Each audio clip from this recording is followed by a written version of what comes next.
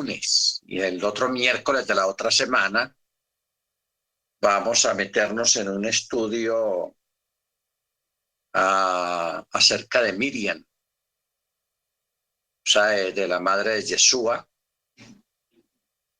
que es un estudio que no lo hemos dado nunca y yo lo he estado pues procesando y preparando. Es un estudio muy delicado y al mismo tiempo un estudio con algunas cosas muy importantes que casi no se saben hasta ahora, pero las vamos a mirar nosotros con la ayuda del Eterno. ¿Ok? Las vamos a mirar para que descubramos algunas cosas muy interesantes acerca de ese tema, para que estemos pues mejor informados acerca de todas estas cosas y podamos de esa manera aprender muchas cosas, hermanos, que no se saben. Yo les recomiendo a todos ustedes el texto que me recomendaron a mí recién yo entrando a la iglesia en el año 77, la semana pasada. Jeremías 33:3. Ahí me recomendó un anciano ese texto y yo me pegué de ahí y gracias al Eterno por su misericordia que Él me ha mostrado muchas cosas de la Escritura, lógicamente. Y esto que vamos a ver la otra semana forma parte de eso, una cosa impresionante. Entonces, esto va a ser a partir del lunes mediante el cielo. ¿Ok? Muy bien. Vamos a mirar hoy, hermanos, unos textos o un estudio en esta noche acerca de la creación. A mirar algunas cosas interesantes. Y vamos a comenzar con un texto que está en Miqueas capítulo 5. Miqueas 5:2.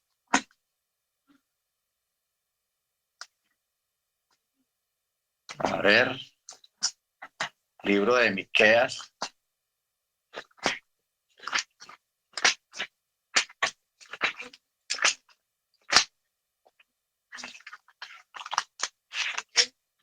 Cinco, dos, dice: pero tú, Betlehem, Éfrata, pequeña para estar entre las familias de Yehudá, de ti me saldrá el que será caudillo en Israel, cuyo origen es desde el principio, desde los días de la eternidad. Cuyo origen es desde el principio, desde los días de la eternidad. Muy bien. Vamos a comenzar, hermanos, con el primer texto que hay en la Torá y en la Tanakh, que es Génesis 1. Dice así: en el principio creó Elohim los cielos y la tierra estaba desordenada y vacía, y las tinieblas estaban sobre la faz del abismo, y el espíritu de Yahweh se movía sobre la faz de las aguas. Y dijo Elohim: sea la luz, y fue la luz. Y vio Elohim que la luz era buena, y separó Elohim la luz de las tinieblas. Y llamó a la luz día, y a las tinieblas llamó noche, y fue la tarde y la mañana un día. Luego dijo Elohim: haya expansión en medio de las aguas, y separe las aguas de las aguas. Bueno, este modelo de la creación que vamos a analizar acá responde muchas preguntas. Y todo comienza de esta manera. Si Elohim, vamos a poner cuidado, si Elohim siempre ha existido desde la eternidad, si yo o cualquier persona, científico o no científico, intelectual o no intelectual, proporcionara proporcionara pruebas acerca de Elohim. Científicamente quedaría demostrado, por tanto, que esa persona ha inventado a Elohim, a Dios, o que tenemos la capacidad de crear a Dios. Nosotros simplemente no podemos probar a Dios. ¿Por qué? Porque Él nos creó, no nosotros a Él. Ahora, para que los creacionistas que no se sientan solos en su creencia o no se sientan desalentados, porque quizás la gente educada o inteligente pueda que no crea en Elohim, permítame decirles lo que algunos científicos sobresalientes del presente siglo hablan acerca de Elohim y de su existencia. O sea,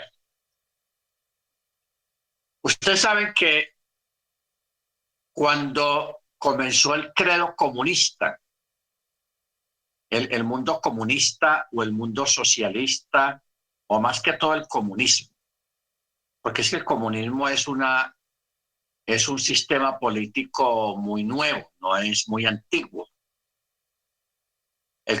Lo que es el socialismo o el comunismo es sistema menos como a partir de 1915, 1917. Ahí fue cuando se comenzaron a crear las bases de lo que es el comunismo o el socialismo, y precisamente fue un judío el que creó esta doctrina o esta enseñanza o esta forma. Se llama Carlos Marx. Él era judío. Ahora,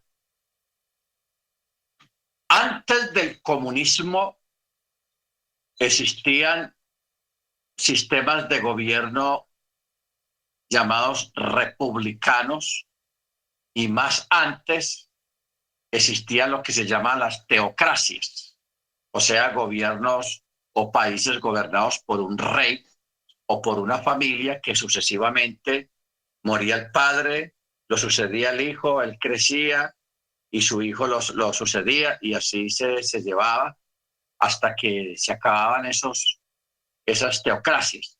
En Europa se acostumbró mucho en la antigüedad el asunto de los reyes. Aún todavía hay varios países actualmente que se rigen por monarquías. Las únicas excepciones de estas monarquías están en España y en Inglaterra. En España todavía existen los reyes, pero son meras figuras públicas simbólicas, aunque siguen siendo reyes, pero simbólicamente. O sea, el gobierno en estos dos países existe un gobierno regido por un parlamento o un congreso, que es el que realmente manda, pero los reyes los tienen como figuras simbólicas y representantes simbólicos de esos gobiernos. Pero antiguamente los reyes eran los que mandaban, ¿ok? Entonces, en Holanda, por ejemplo, en Holanda existe la reina. Allá la que rige es una reina. Hay otros países que tienen unos reyes, pero ya eso es una cosa, una barbaridad lo que está pasando en esos países, porque son unos dictadores que se autodenominan dioses, pero también se dicen que son reyes. ¿Ok? Pero ya eso son otras cosas diferentes. Bueno, nosotros, hermanos, al menos nosotros, los que estamos aquí en este foro, incluyendo México y Estados Unidos y Canadá, que son países de corte republicano, donde existe un Congreso, un Senado y un presidente, la figura de un presidente.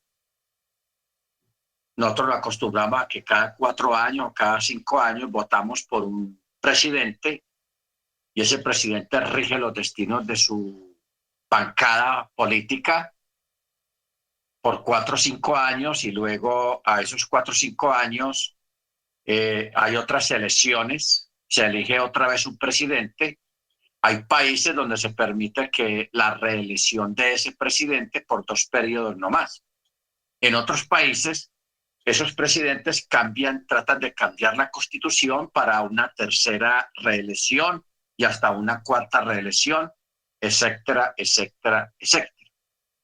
¿Por qué estamos hablando de esto, hermanos? Porque nosotros, aparte de Inglaterra y de España y de Holanda y de otros países, no estamos acostumbrados a ser regidos por un rey. O sea, no, nosotros, en nuestra conciencia, no tenemos la figura de un rey. ¿Ok? Pero sí debíamos de tenerlo. ¿Por qué?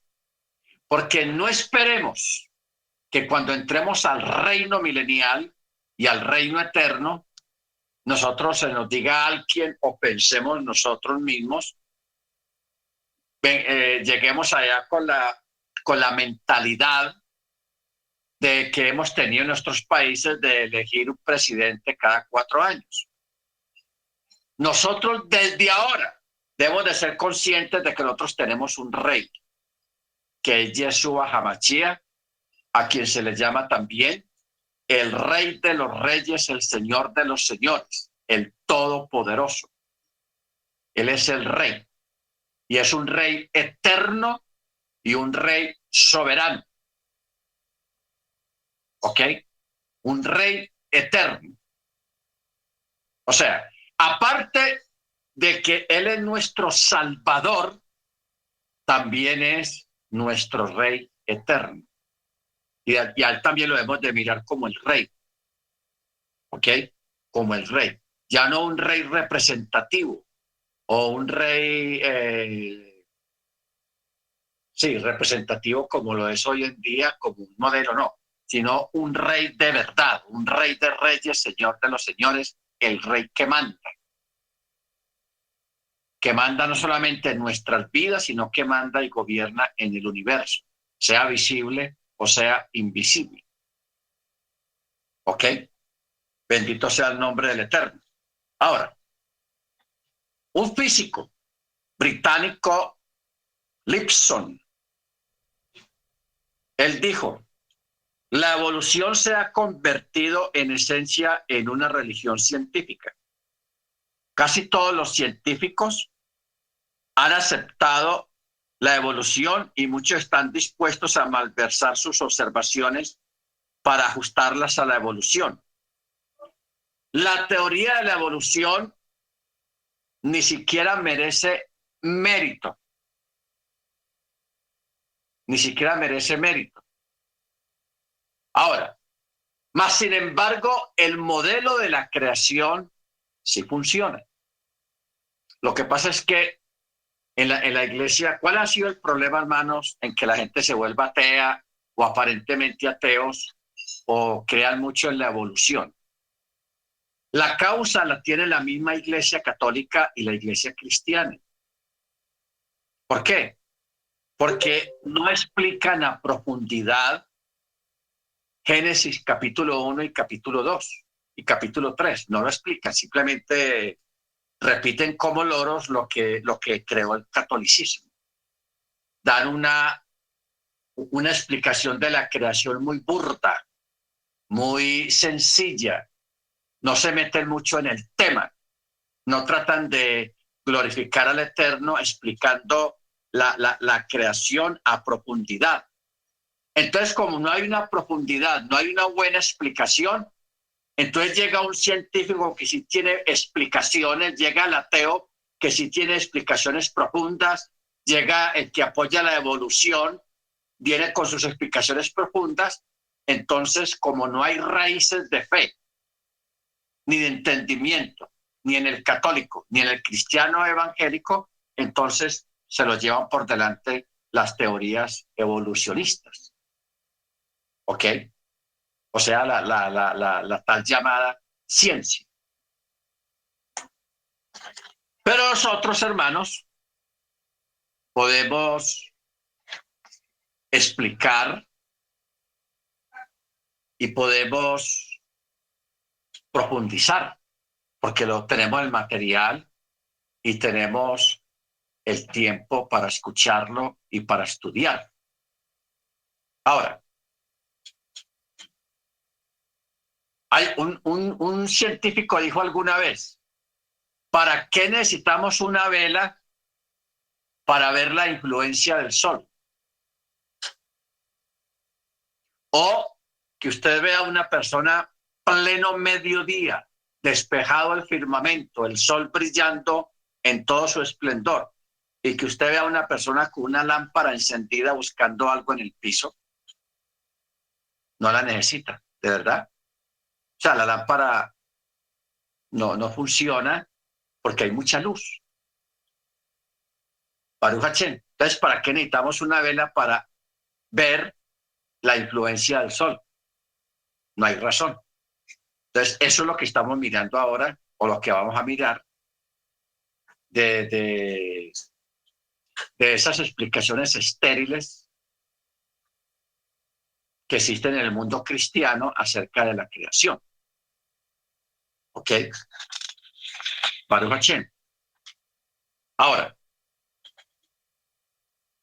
otro dijo también, un científico dijo, al observar el universo, uno debe darse cuenta de que es una estructura intelectual, o sea, que el universo fue hecho por una mente intelectual, o sea, por una mente inteligente. Por eso en el estudio de la unicidad dijimos, hay un juego de palabras que dice, refiriéndose a la divinidad, Él es la inteligencia, lo inteligente y lo inteligible. Ojo, la inteligencia, lo inteligente y lo inteligible. ¿Qué quiere decir estas tres fases acerca de la inteligencia? Está hablando de que de él emana todo conocimiento. O sea, él es la fuente de todo el conocimiento o todos los conocimientos. ¿Ok?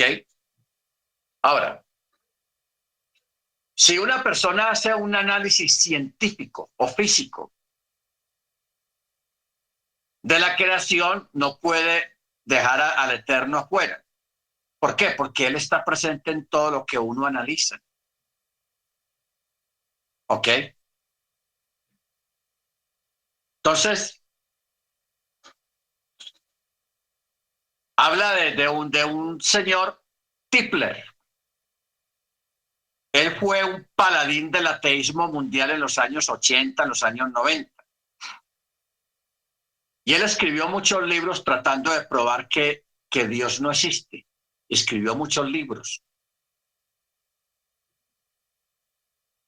Y cuando él estaba estudiando y analizando cosas para escribir otro libro más, para probar que Dios no existía, a lo último él, de tanto investigar, mírelo a la conclusión que él llegó. No mostremos nuestra ignorancia alegando lo contrario. Dios sí existe. O sea, tratando de investigar la no existencia de Dios, se encontró que sí existe. ¿Ok? Baruch Hachén. Ahora, la construcción del universo nos lleva a otro punto, no nos llevan a otro punto, sino a la conclusión de que el universo tuvo un diseñador. Es que el universo, hermanos, cuando uno mira un colibrí, las mismas abejas, las mismas avispas, la forma como funcionan las alas de un colibrí, que mueve las alas más rápido que las astas de un helicóptero, que el ojo humano no es capaz de ver, y que es una de las aves que puede retroceder hacia afuera volando. Es una de las pocas aves que puede retroceder volando. Las otras aves no, siempre tienen que ir hacia adelante. Pero el colibrí puede retroceder. Un avión no puede parar y decir que va a hacer un back, a retroceder tampoco. Pero el colibrí sí lo hace. ver la complejidad que hay en los animales, hermanos. Hay unos animales complejos, con unas características impresionantes y complejas, para que alguien diga que eso es fruto de una evolución. Eso no se puede, eso es imposible.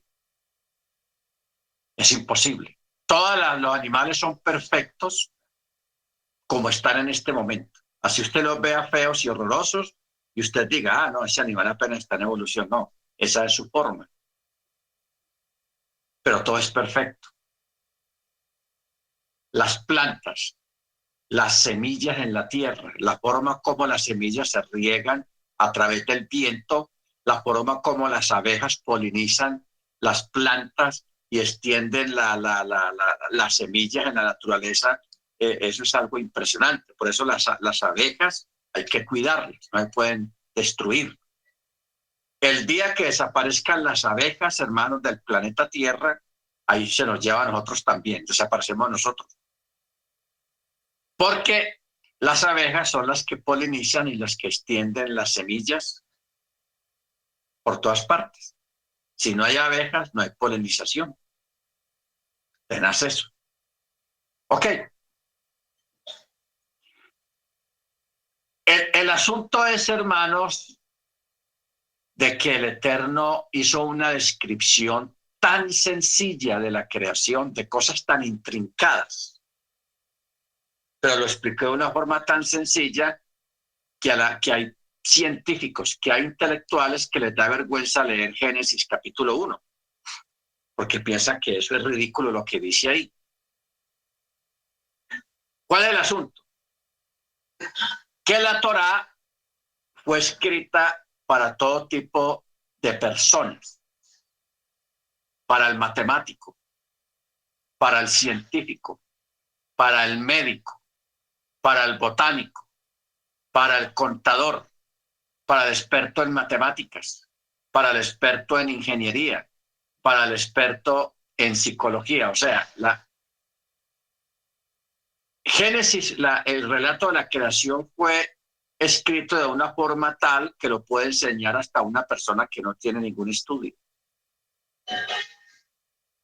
Y lo puede entender una persona intelectual, un matemático, un científico, un médico. ¿Ok?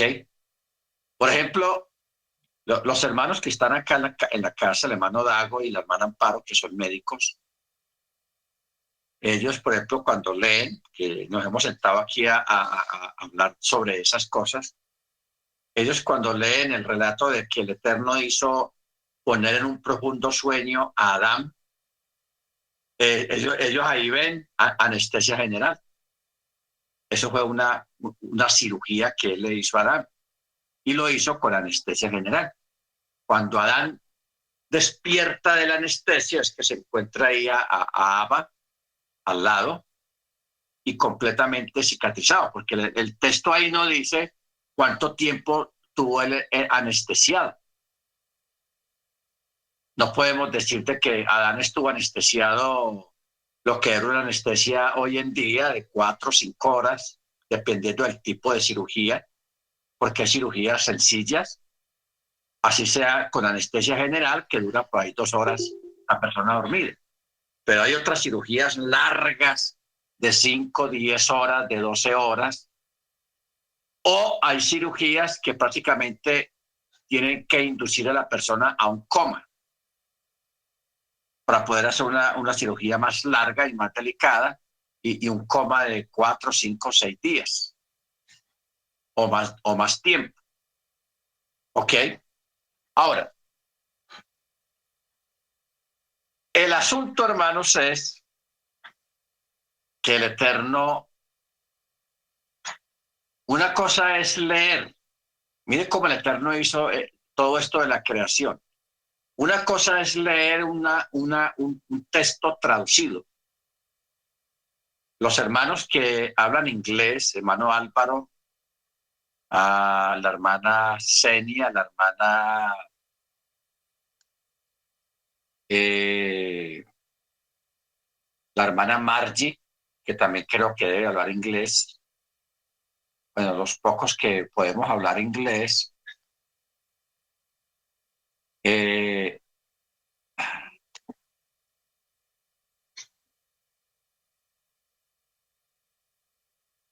por ejemplo,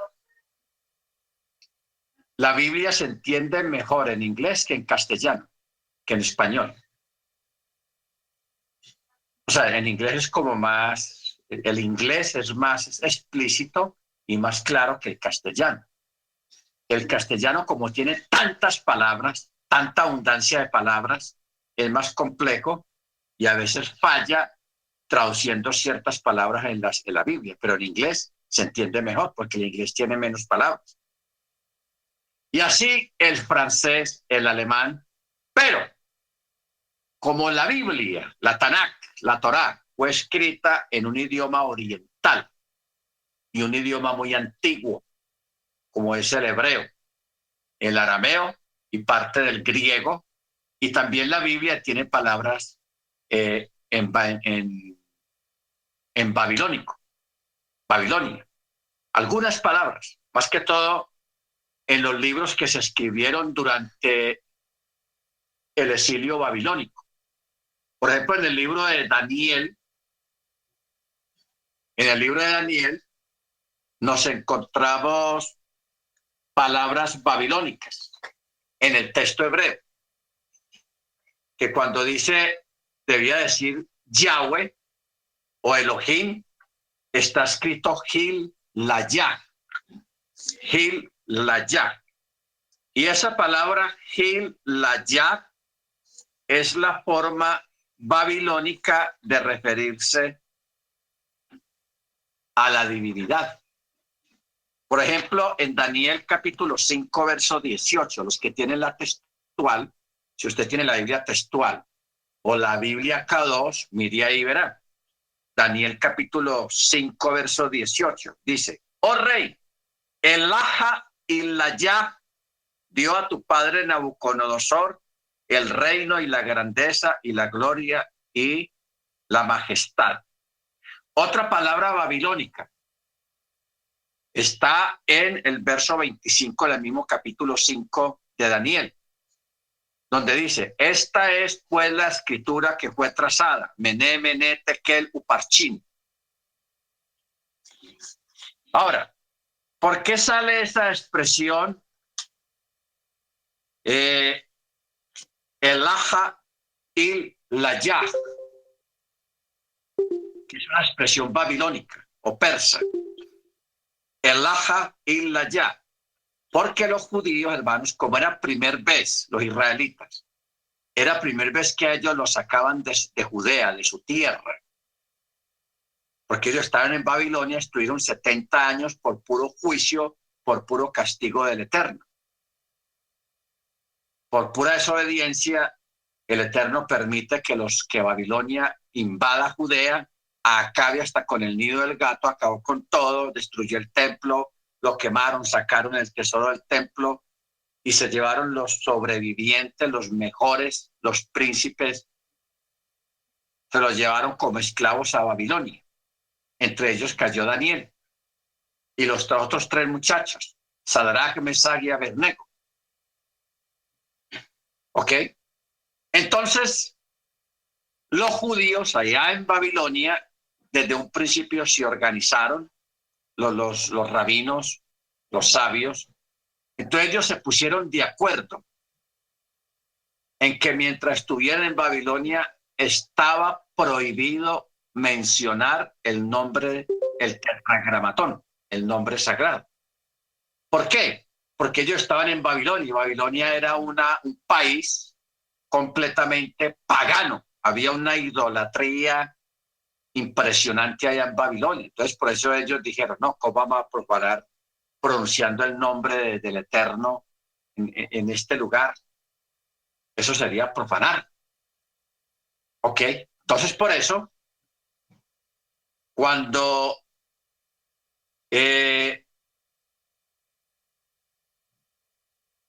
Daniel o alguien quería mencionar el nombre, el tetragramatón, el nombre sagrado, más bien lo decían en forma babilónica.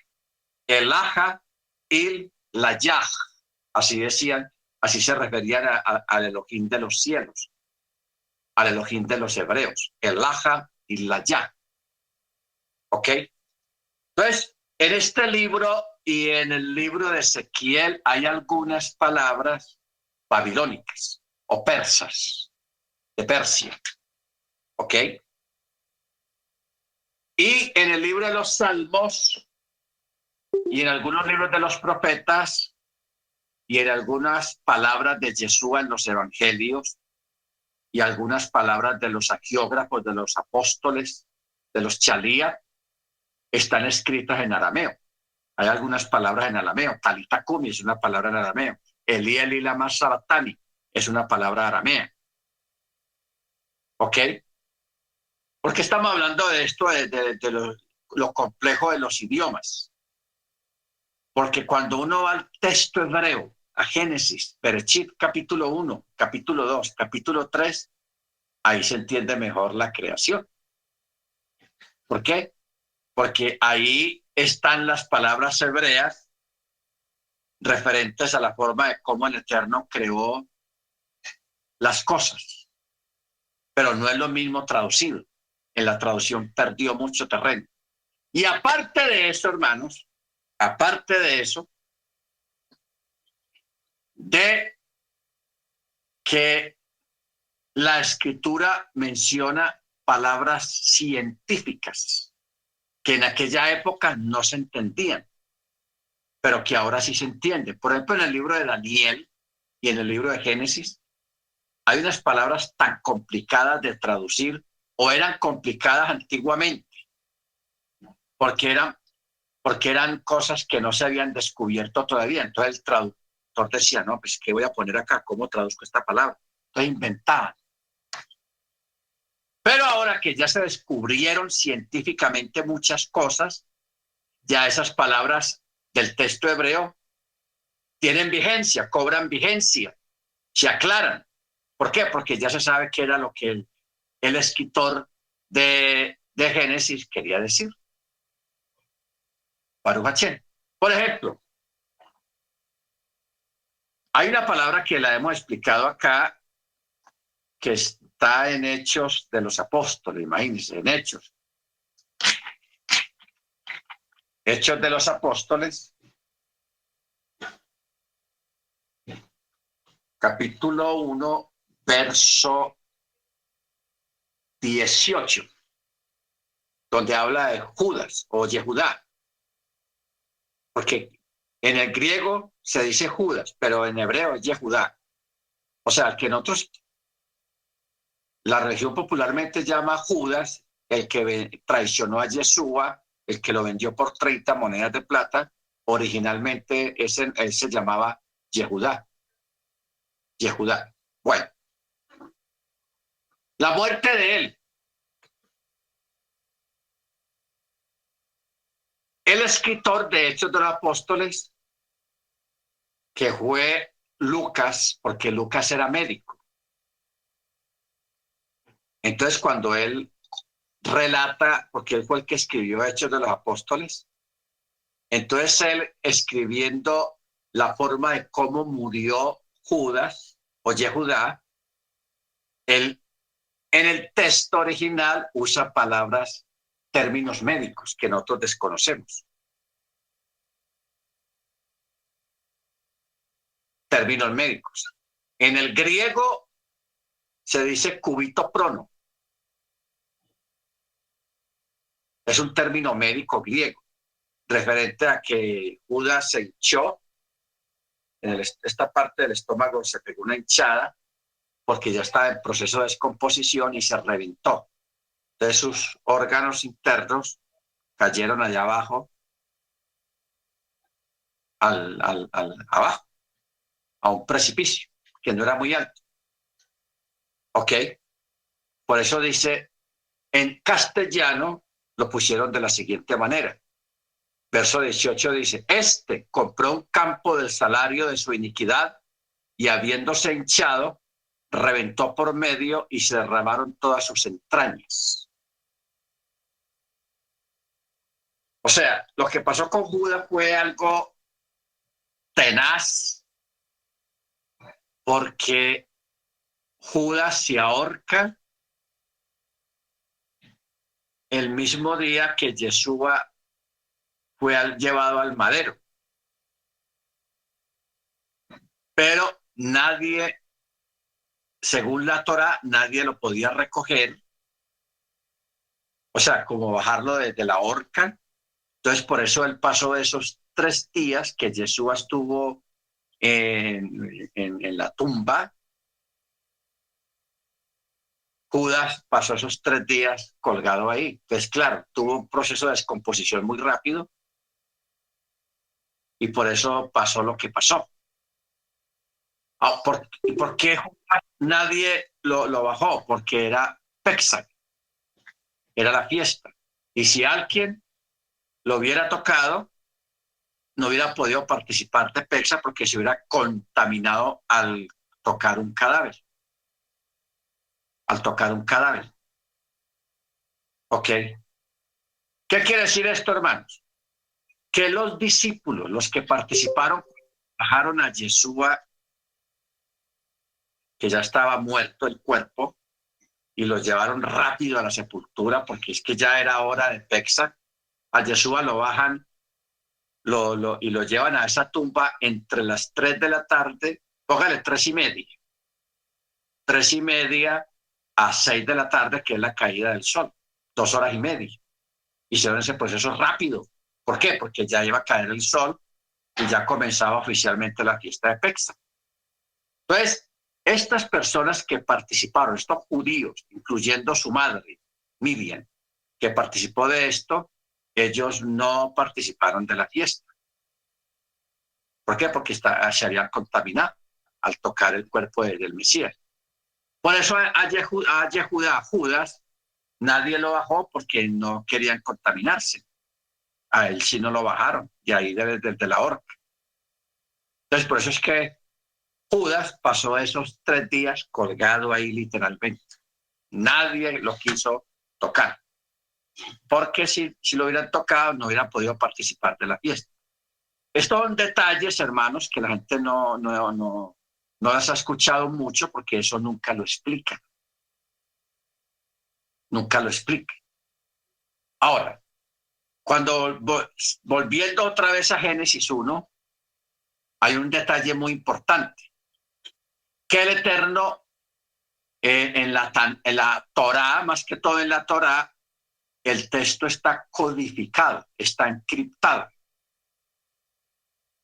Y donde está, y lo encriptado y lo que está codificado, ahí donde está la explicación de todas las cosas, o sea, los detalles, la ampliación del tema. ¿Ok? Por ejemplo, ustedes saben que cuando habla de las plantas y habla de los animales, dice según su especie, según su género, pero no menciona nombres de animales ni nombres de plantas. Ahí no dice mango, yuca, papa, cero. Ni tampoco menciona al perro, al gato, al delfín, al salmón, el loro, la gallina, el ave, tal. No. Solamente dice de todo lo que vuela o de todo lo que se arrastra en la tierra o de todo lo que vive en la tierra y todos los peces que hay en el mar. Y en el mar hay miles y miles de tipos de peces, pero no menciona nombres de nada. Pero cuando uno aprende a descodificar la escritura, que eso es un trabajo muy tedioso y muy largo, se necesita mucho tiempo, hermanos, y una buena computadora, y aprender a hacerlo, a descodificar. Porque yo lo hice, yo intenté hacerlo, hermanos, pero eso lleva mucho tiempo. Yo tenía el programa para descodificar y yo alcancé como en 3 meses, alcancé a sacar el nombre en el mismo Génesis capítulo 1, apenas el nombre de 16 animales y el nombre de unas 10 plantas no más. Con mucho esfuerzo y mucho tiempo hay que dedicarle a eso.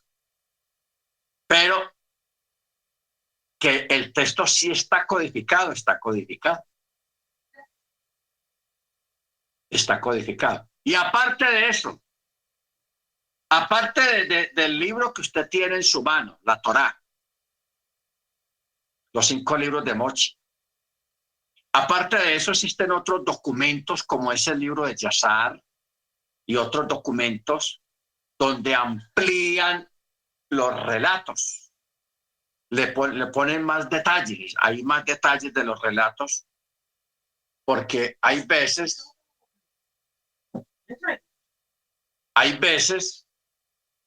que hay relatos en un solo versículo que abarca por ahí hasta 20 años. En un solo versículo. Y en 20 años pasan muchas cosas. Hay muchos detalles pero esos detalles sí están relatados en otros libros. Por eso si usted puede conseguir el libro de Yazar, consígalo. También está el libro de Enoch. Hay muchos documentos, hermanos, que son inspirados, que formaron parte del canon en el Antiguo Testamento. Lo que pasa es que los hombres fueron los que dijeron, este sí, este no, este sí, este no. Pero eso fue cosa de hombres, no cosa del Eterno. Entonces, ¿qué es lo que estamos haciendo hoy en día? Recuperando esos documentos, recuperando esos libros, para tener ya un relato ampliado acerca de lo que fue la creación, todo el libro de Génesis, muchos eventos, muchas cosas que pasaron, que no quedaron escritos en la Biblia que usted tiene, pero sí están en otros documentos más ampliados. Entonces, si uno entiende, por ejemplo, la parte de que la Torá está codificada, ahí es donde está el mensaje. Y aparte de lo que hemos visto cuando hemos estudiado el texto, la Masora, que los textos punteados, que los textos que tienen marquitas y una cosa y la otra, que esa técnica se llama Masora, eso también ayuda mucho a entender a más profundidad y con más detalle los relatos. Los relatos. También otra forma, mire usted cómo el Eterno ha creado tantas técnicas, que eso se llama exégesis. Cuando al nombre de una persona en un momento dado le quitan una letra, especialmente una yod o una vav o una hei, siempre omiten, las quitan. En otras partes está el nombre completo de la persona, pero de un momento a otro le falta una letra. Entonces hay gente que no sabe de eso, dice, al copista le quedó faltando esta letrica, se la voy a poner con un lapicero. Y usted va y se mete y pone es que la letra que quitaron. Pero eso originalmente está así.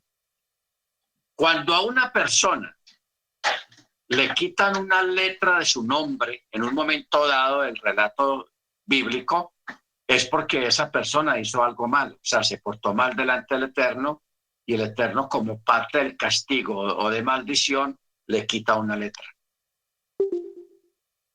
Le quita una letra. Entonces, por eso vemos, por ejemplo, en el relato de Potifar, en el relato de algunos personajes que le quitan una letra y a otros le añaden una letra. El caso más notorio, que eso sí lo sabemos todos, el de Abraham. En el relato de la historia de Abraham comienza, se llama Abraham. Pero llega un momento en que el Eterno, ¡pum!, le añade una hey a su nombre.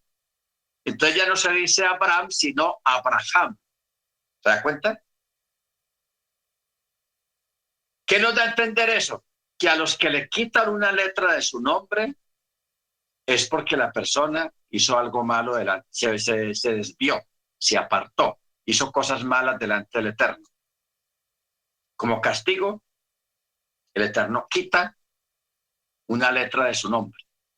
Y otros, para bendecirlos, les añade una letra a su nombre. Y otros, para bendecirlos, el Eterno les cambia el nombre. Les cambia el nombre. ya no se llamará más tu nombre Israel, no, Jacob, sino Israel. ¿Ven? Cuando el Eterno le cambió el nombre a Jacob, ya no se dirá más Jacob, sino Israel. Baruch Hashem. Entonces, esa es otra técnica de entender más particularmente el texto hebreo. Más particularmente, entenderlo mejor. Bendito sea el nombre del Eterno. Entonces, por eso es importante, hermanos, tener en cuenta estos detalles. Ahora, existen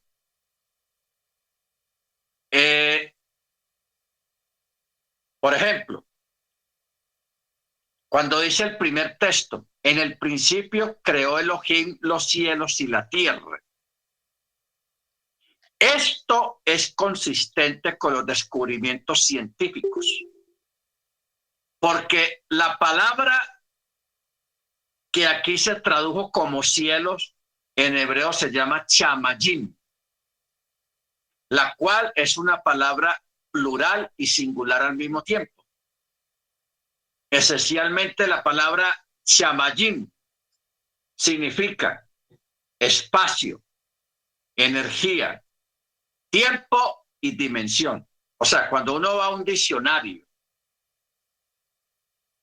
y averigua qué es chama y la palabra jim por aparte, o la palabra cham,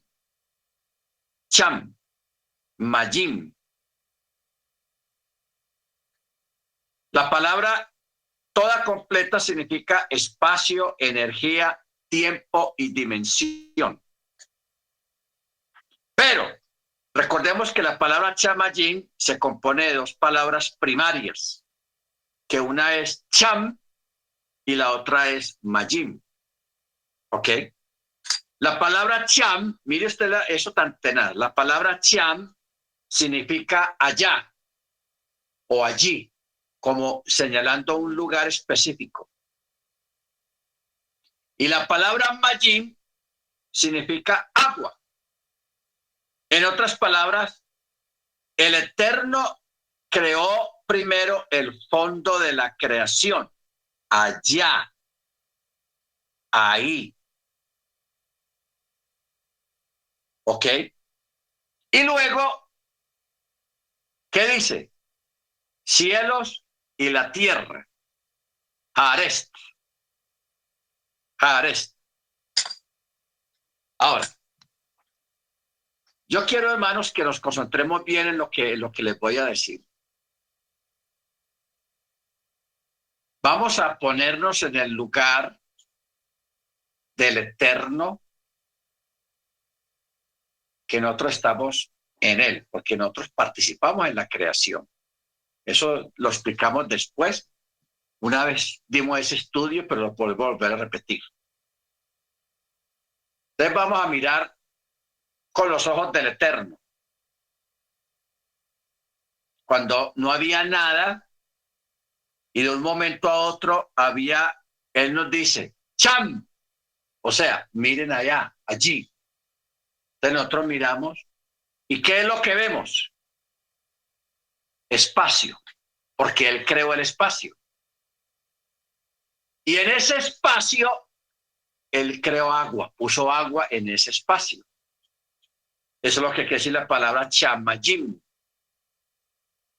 Mal traducido, cielos, porque así lo traducen, los cielos. ¿Ok? Mire usted lo dificultoso que es para el Eterno relatarnos a nosotros, los mortales, cómo fue la creación, utilizando palabras nuestras a nuestro poco conocimiento o entendimiento. Pero cuando se escribió, porque en hebreo se dice, Bereshit bara Elohim Shamayim bet Haaretz. O sea, los cielos, perdón, Vamos a mirar que aquí tenemos la Torá. Dice, Berechit bara Elohim et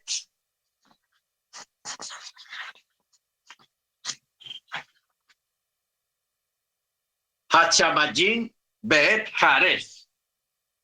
En el principio creó Elohim los cielos y cielos. Aquí está Chamayim. Ya sabemos lo que quiere decir la palabra Chamayim. Son dos palabras primarias en una. Cham. ¿Qué quiere decir Cham? Allá, en algún lugar, en el infinito, se creó el espacio.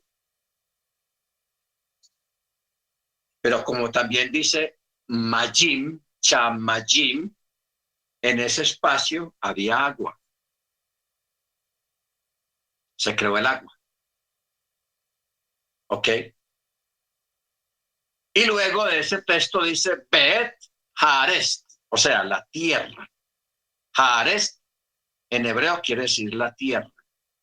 O sea, en medio, primero, el Eterno primero creó el espacio. Acuérdate que lo que hemos dicho siempre, el Eterno creó el espacio y el tiempo. No primero el tiempo, no. Primero creó el espacio y luego creó el tiempo. ¿Por qué? Porque en el espacio, cuando él puso las esferas, o sea, los planetas, que los sabios los llaman las esferas, o en el texto hebreo no dice la palabra planetas, dice la palabra esferas, o sea, cosas circulares, redondas. La mayoría de los planetas son redondos. Y a esas esferas no están en el espacio en un solo punto, quietas ahí. No, todas las esferas tienen movimientos. Entonces, ¿qué es el espacio? ¿O qué es el tiempo? El tiempo es el resultado del movimiento de las cosas. ¿Estamos? Entonces, por ejemplo, yo estoy aquí sentado y si yo me fuera a parar para ir a coger un cuadro que hay allí, yo me demoraría por ahí unos 10 milésimas de segundo en pararme y dar 3 pasos que se demora para ir allá. Entonces, el acto, gracias hermano, el acto de yo desplazarme allá, eso crea tiempo. Crea tiempo. Entonces, el tiempo es el resultado del movimiento de las cosas. Por eso es que el universo está continuamente en movimiento. Por eso su cerebro está lleno de millones de neuronas que están en continuo movimiento. Por eso usted tiene esas venas por aquí que atraviesan todo el cuerpo y la sangre está moviéndose a una velocidad que usted no se imagina. No vaya a pensar que la sangre usted va, hay un chorrito de espacio, no, eso va a una velocidad. Y cuando usted está agitado, corriendo o haciendo algún ejercicio, la sangre corre más rápido.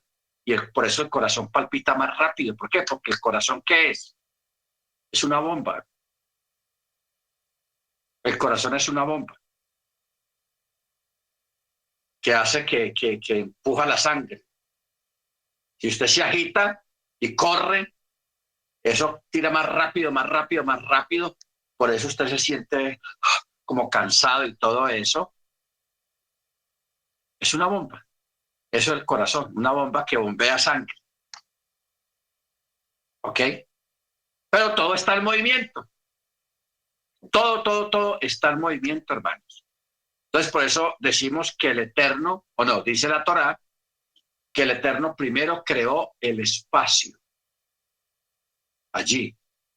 Y en ese espacio creó el agua y luego del agua creó las esferas, los planetas, y a esos planetas les dio movimiento y a través de ese movimiento se empezó a crear el tiempo, porque todos los planetas, al menos los planetas que giran alrededor del Sol, todos tienen diferentes órbitas, no, y no van a la misma velocidad. Una es la velocidad de la Tierra, otra es la velocidad de la Luna, otra es la velocidad de Venus, otra es la velocidad de Neptuno, otra es la velocidad de Marte, otra es la velocidad de... Todos los planetas tienen diferentes velocidades y esas velocidades hacen que el tiempo dentro de esos planetas sea diferente al de la Tierra. Por ejemplo, hay planetas que el día dura 5 horas. ¿Qué quiere decir eso? Que ese planeta va más rápido que la Tierra. A nosotros nos quedó 12 horas diurnas y 12 horas nocturnas. Todo sometido a la velocidad que va la Tierra alrededor del Sol y a la velocidad que gira en sí misma. Porque hay otros planetas que giran más despacio y el día es más largo. Y hay otros que giran más rápido y van más rápido alrededor del Sol y el tiempo pasa más rápido. El día diurno dura 4 o 5 horas no más. Mire usted la velocidad. Entonces, ahora, mire usted, aquí vamos ahora a la física cuántica o la mecánica cuántica, que dependiendo de la velocidad, estos días yo estaba con el hermano Dago y estamos viendo una noticia de que el gobierno aquí en Colombia había comprado en el 89 unos aviones a Israel, que en esa época era lo último en Guaracha, esos aviones, y marcaban un match. ¿Qué es un match? Un match es la velocidad del sonido, pero la marca una sola vez. Cuando un avión alcanza como unos 700, 800, no me acuerdo, 800, 900 kilómetros por hora, cuando un avión alcanza determinada velocidad, ocurre una explosión. ¡Pum! No que el avión explote, sino que está sobrepasando la velocidad del sonido. Entonces, ¡pum! Ocurre una explosión. Ahora, eso eran los aviones en el año 89. Eso era lo más veloz que había. Pero hoy en día, 30 y tantos años después, los aviones que se venden ahora son de 15, 17 Mach. O sea, unas velocidades inimaginables. Inimaginables. O sea, un Mach es la velocidad del sonido. ¡Pum! O la velocidad de la luz. Ahora 17 Mach, o sea, son velocidades, hermanos, impresionantes. Pero hay velocidades más rápidas que esas. Hay planetas que van a unas velocidades, hermanos, impresionantes. Entonces, ¿qué pasa, hermanos? Que cuando se desarrollan determinadas velocidades gigantescas, o sea, demasiado rápido, le altera el tiempo a la persona que esté dentro de una nave o un planeta de esos, le altera el tiempo. ¿Qué quiere decir eso? Vamos a un ejemplo. Bueno, tenemos tiempo para el ejemplo.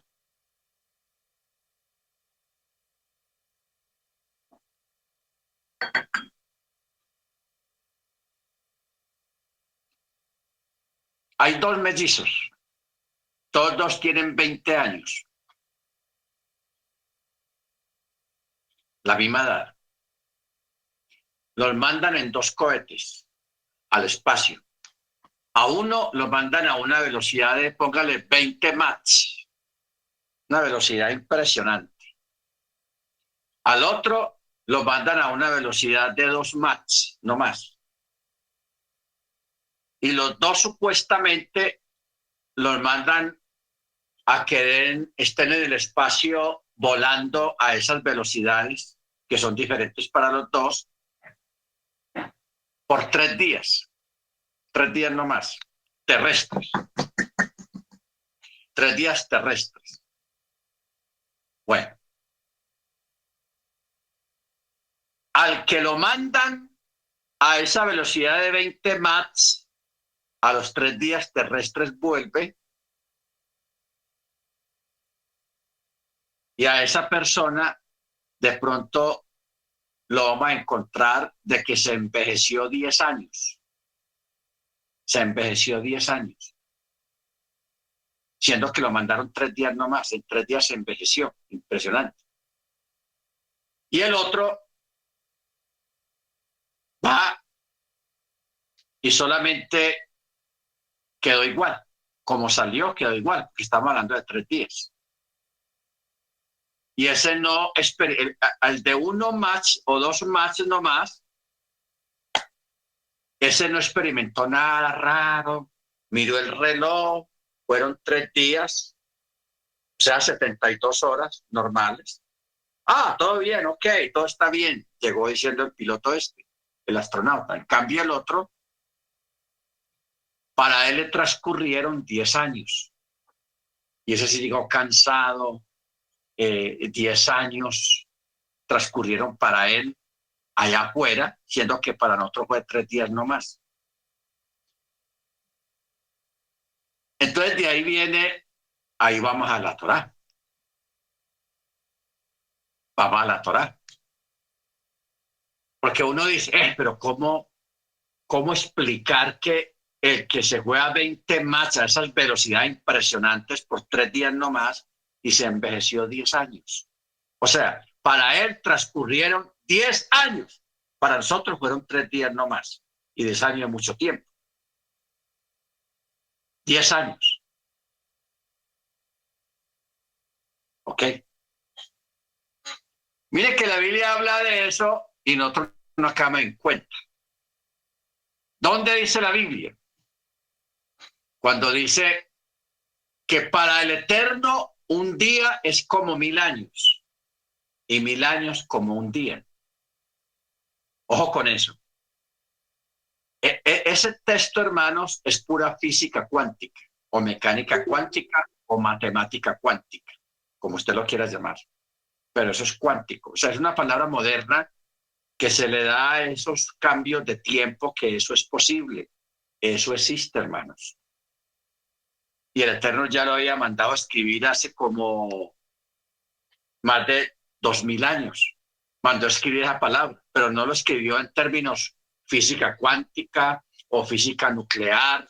No, 1000 años como un día y un día como 1000 años. Así de sencillo. Lo mandó a escribir el Eterno. 1000 años un día 1000 años. O sea que el max para 1000 años de un día, la velocidad es impresionante.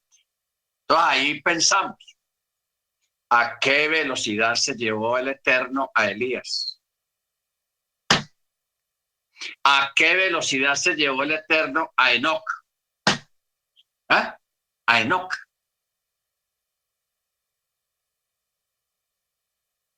Y la vez pasada estuvimos hablando algo sobre esto. Supongamos, no han empezado los 7 años de la tribulación. Acuérdate que son 7 años repartidos en 3 años y medio, 3 años y medio. Eso está en Daniel. Pero supongamos que el milenio comience, estamos en el...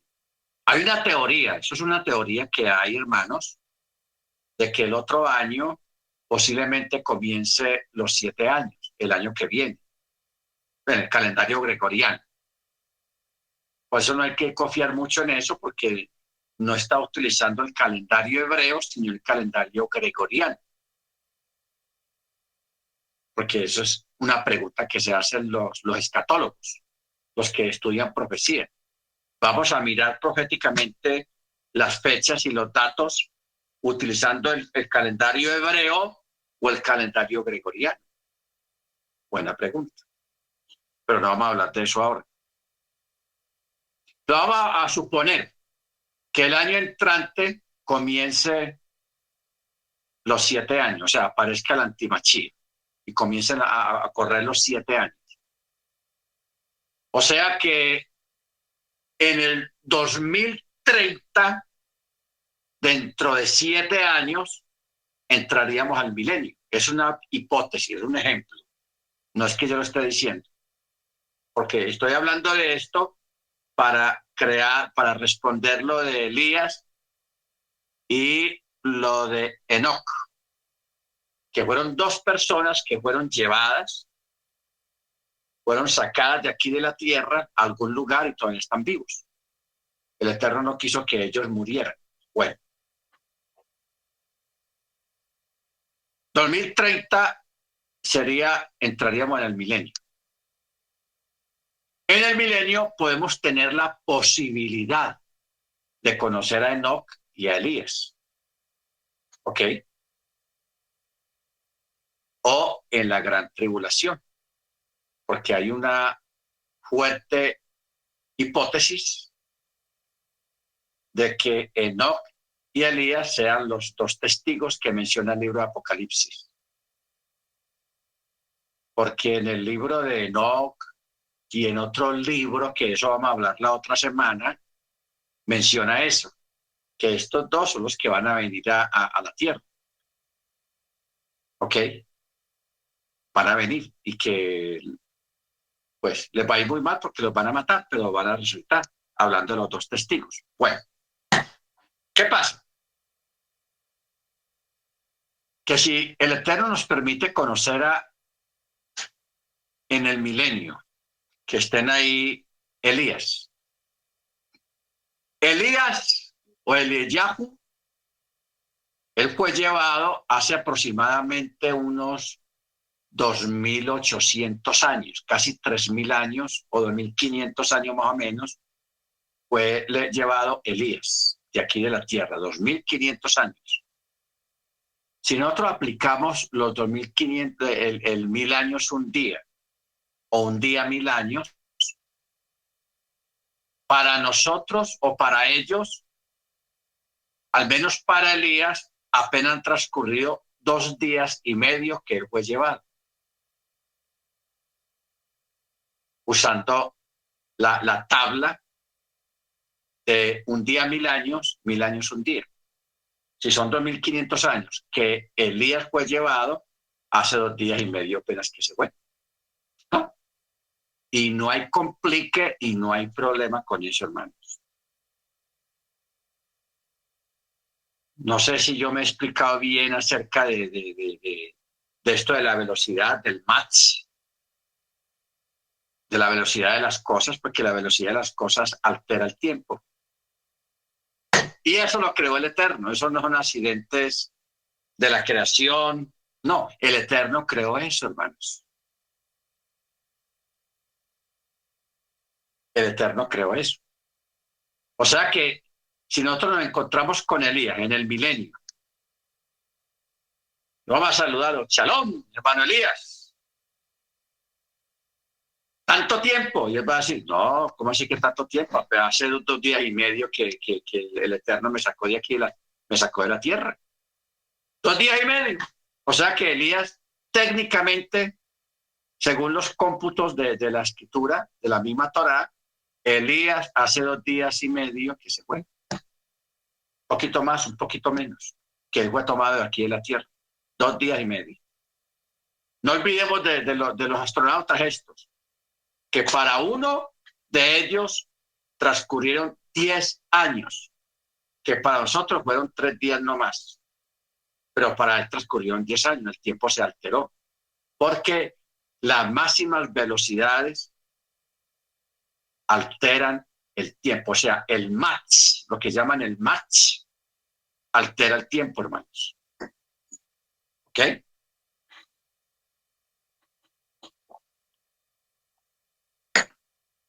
¿A dónde nos lleva esto? Que si nosotros vamos a hablar de eternidad, no nos preocupemos por eso. La eternidad existe. Si para el Eterno un día es como 1.000 años, nosotros estemos preparados para vivir años y años y años. Y un año tiene muchos días, tiene 365 días. Y si nosotros vamos a vivir años y años eternamente y multiplicando esos el día por 1000 años, ¿a dónde vamos a llegar en vivir? Hermanos, eso es inimaginable. Yo espero que me hayan entendido. Si no, volvemos, explicamos esto, porque esto me parece muy interesante. Esta parte de lo que es tiempo, espacio y lo que quiere decir. Usted no olvide, la palabra cielos en hebreo se dice chamayín y en Génesis 1 dice chamayín. Cham quiere decir allá, ahí. Mayín quiere decir las aguas. Primero el Eterno creó el espacio y luego en ese espacio puso el agua. Después del agua puso lo sólido que es la tierra y las esferas, porque así lo llama la Torá, las esferas. Amén. Bueno, hermano, vamos a parar acá. Baruch Hashem. Yo quiero que para la otra semana, mediante el cielo, hermano, nos preparemos porque vamos a tener un estudio muy interesante acerca de Miriam, porque ya llegó la hora de entrar en otra fase de estudios. ¿Ok? Baruch Hashem. Muy bien, hermanos. Entonces vamos a